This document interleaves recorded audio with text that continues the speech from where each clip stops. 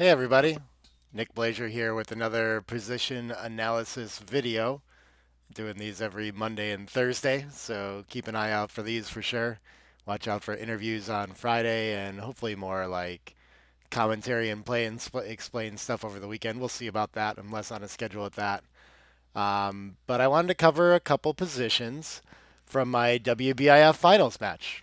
If you didn't get to watch that, it was live streamed. I did my usual play and explain thing, so you can hear my thought process over the board about this position, which I probably already gave the reasons for this particular 5-1. Really, I want to cover the how I blundered following it up. But this is a common theme that comes up, I think, in backgammon in the middle game, and it's like when to split or not.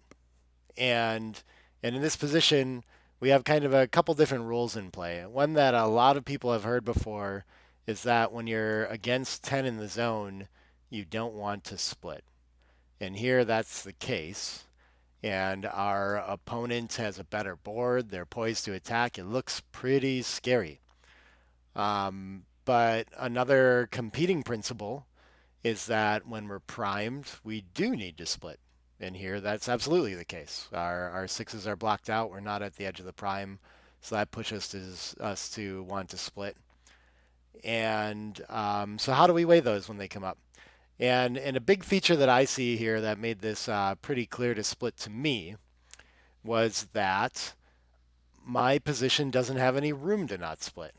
Even though I'm 21 pips down in the race, I'm the one that's under timing pressure, I call it.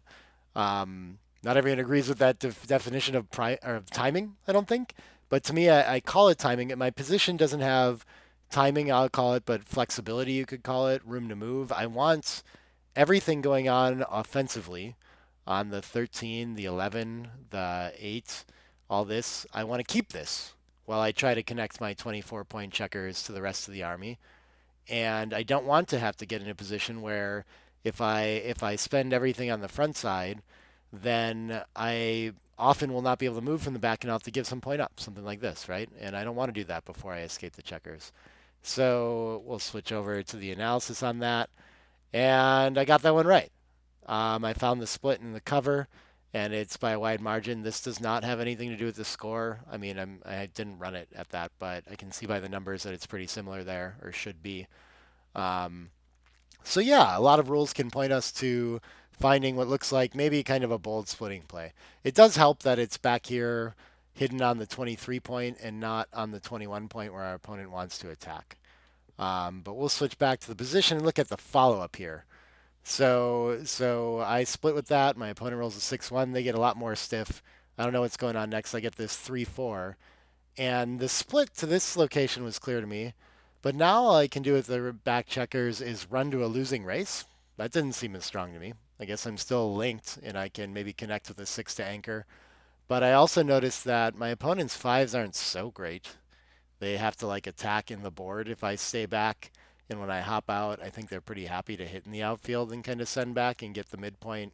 Like giving up the midpoint's not a big deal when we have the bar point, things like that. So I got afraid on this one. I wasn't sure what to do. But once again, the timing feature that I just shared, I think, is the biggest part. And here I was supposed to run, and instead I cleared the 8 point, which is a pretty large mistake. But I think it's thematically the same, and so this is a concept that comes up quite a bit when the strategy calls us to just move the back checkers and not give up anything on the front. That very often, if like almost always, if that's like a clear enough call, that's generally going to trump thing like tactics, like looking for good fives, like something like that I did here. And I'm sure there's probably other roles that we benefit on when we run out. Maybe we get some additional contact on sixes or something like this, you know. So I can go through tactical reasons, but there's just a nice simple strategic reason to just my front position is stripped and I just need to reach for the back checkers and play from there whenever I can, including here, even though I jump out to a shot, which is scary to do. Yeah, so that was a tricky one that I got tricked into breaking down the board there. And yeah, I think it's one if you just stick to the principles that or principles there that you can find. I think that's hopefully I can help illuminate that with whatever next book I write. Adjusting the match play is still out there if you want it, and getting really cool feedback about that. Thanks for tuning in. I will be back with more strategic videos like this soon. So thanks so much, and I always appreciate the feedback. I'll probably cover another position from my match that actually one of the viewers asked about too, or left me a comment on and said, "Weren't you supposed to do this?" And I never would have thought about it. So it's a really interesting one. So look forward to that, and thanks so much, and I'll see y'all soon.